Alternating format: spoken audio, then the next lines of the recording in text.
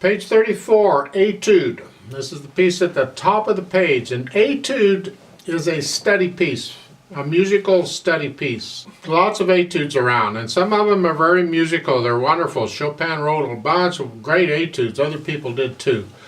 Other people, the etudes are rather blah. But it's a study piece of some sort, and this study piece has to do with the C major scale, the way John Thompson presents it. On the previous page, page 33, they talk about a C major scale. I've already encouraged you a few times to go do my C major scale video, the beginner part, 1 octave up and down. Learn the scale like I present it in the video. If you do that, this is a piece of cake. The way John Thompson presents it is through tetrachords. Now, when I was little, my teacher used John Thompson books. Not the adult books, the other books, but they present it the same way. And John Thompson uses tetrachords. Tetra means 4. So we're using 4 fingers in each hand, not the thumbs, just the fingers, and that makes 8. That's the whole scale. So if I do from C to C, only the white keys, I got 4 here and 4 here. It just comes in real handy. John Thompson teaches scales through tetrachords. Tetrachords. It messed me up thoroughly as a little kid in trying to learn scales. I hated scales. I didn't like this. I didn't understand what was going on.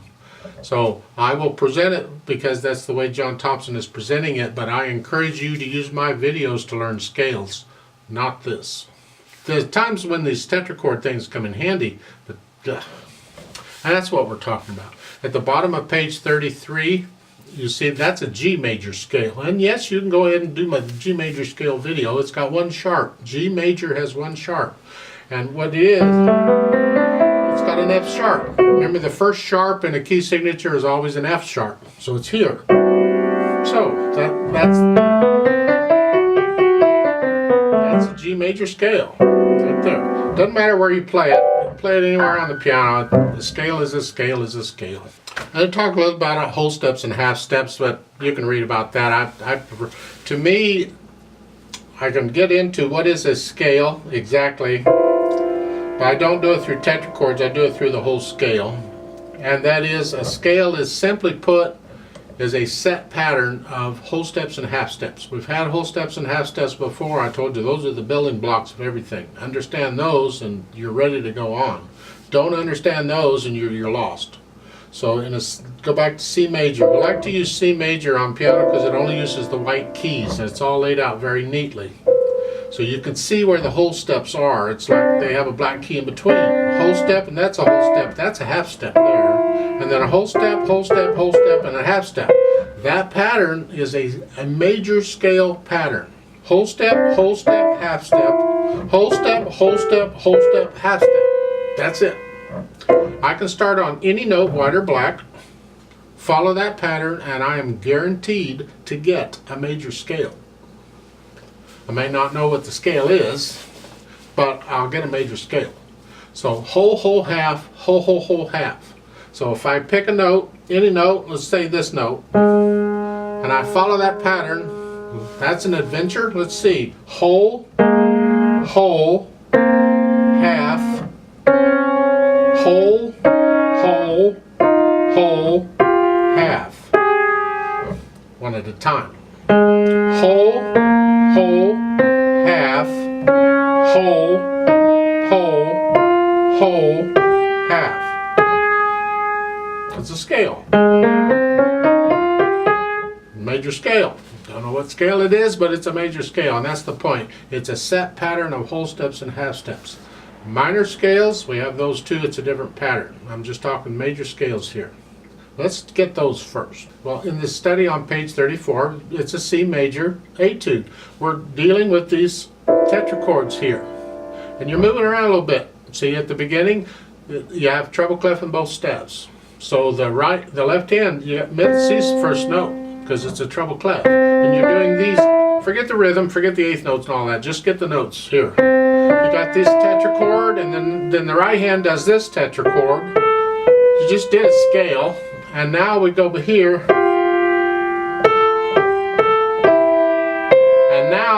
you got bass clef, so you're going to move the left hand down, and as the left hand plays, you got bass clef in the top step. So as the left hand plays, you're going to move the right hand down, and you can do the scale down here.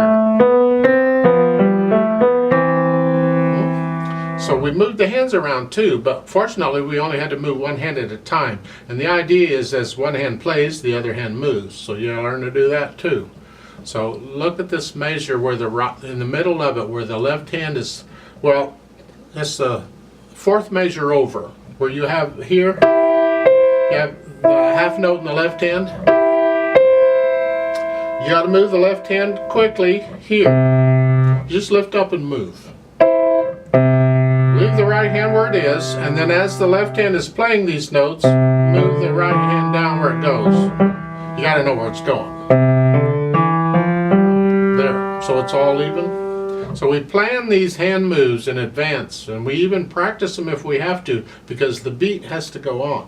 So once you have these notes, then you can go back 1 and 2 4 times, 1 and 2 and 1 and 2 and 1 and 2 and. Right, so then you get the rhythm. You can go as slow as you need to go, but it's got to be even. No hesitations allowed. Now, you can't necessarily play this piece without looking at the keyboard, because when you move your hands like that, you got to look down to see where you're going. But other than that, you should be able to stay focused on the music and not look at the keyboard. Just in the middle when you're moving, you do. Let's play this together slowly to make sure we got the notes and rhythms. It's a little tricky. I'll give us 4 counts, and then we'll come in and try it. 1, 2, ready, and go, and. 1,